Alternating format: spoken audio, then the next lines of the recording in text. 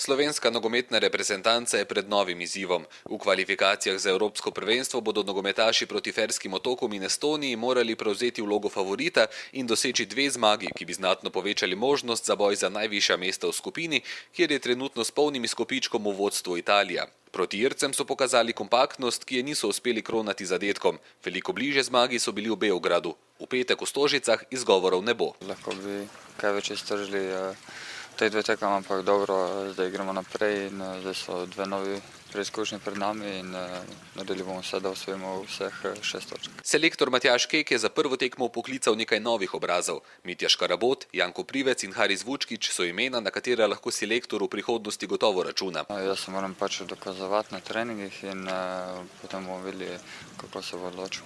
Tudi te tekme moraš zmagati, ampak jaz mislim, da moramo čim prej zadeti in potem bo vse skupaj veliko lažje.